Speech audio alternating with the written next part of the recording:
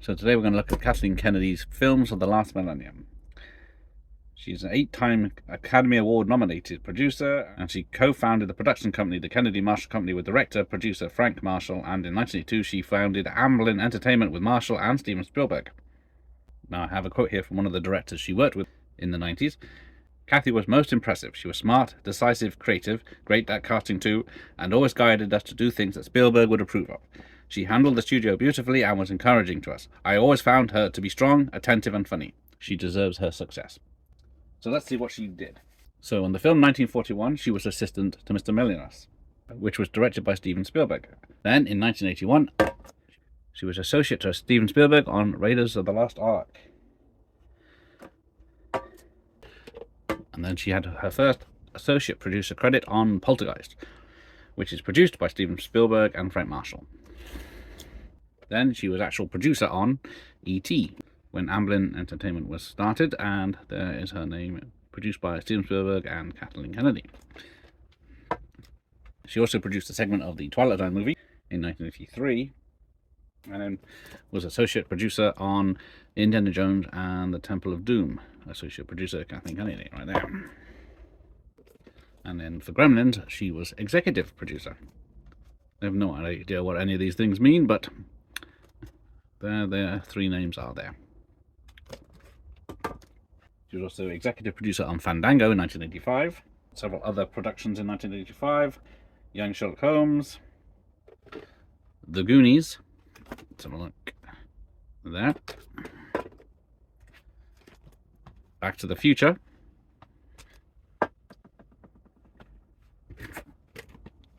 and Spielberg directed The Color Purple.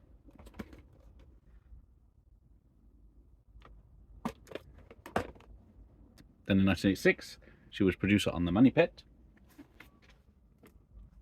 and An American Tail. There you go. In 1987, it was Empire of the Sun, also directed by Spielberg. Inner Space from John Dante. There you go. Co-producer. Batteries not included. Then in 1988, it was Who Framed Roger Rabbit.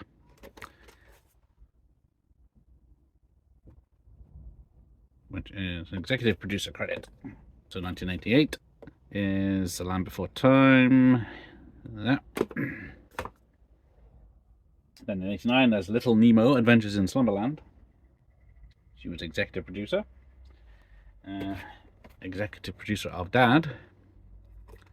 Where is that? There. Returning as executive producer on Back to the Future Part 2.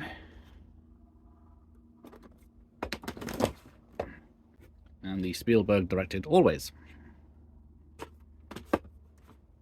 Into the 90s, we get Joe versus the Volcano, where she is executive producer.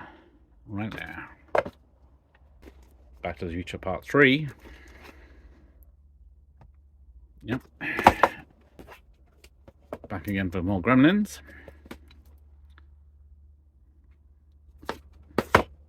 Also in 1990 was Arachnophobia, which Frank Marshall directed. There she is, producer. In 1991, she produced Cape Fear by Scorsese with Frank Marshall. An American Tale 2, Fievel Goes West. And Spielberg's directed Hook. Producer there.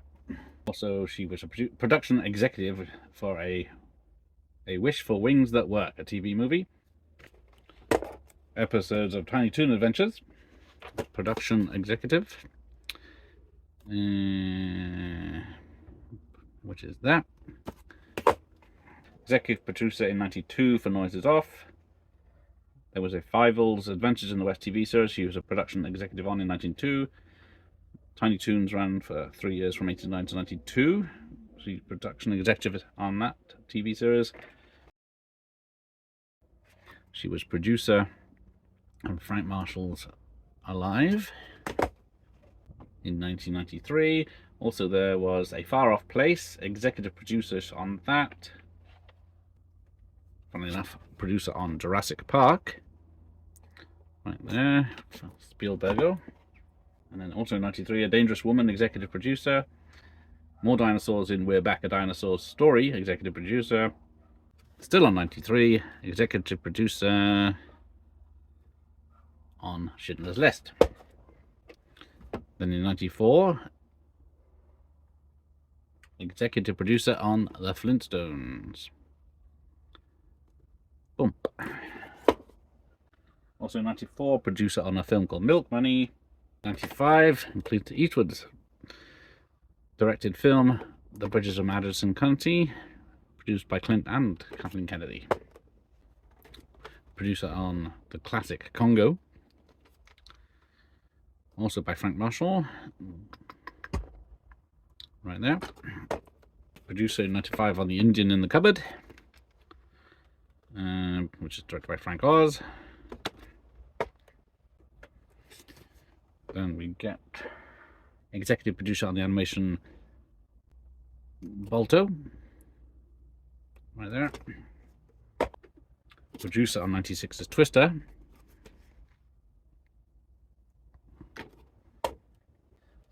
More dinosaur action in the Lost World.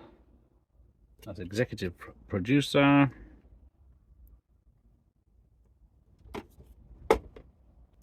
Producer of The Sixth Sense.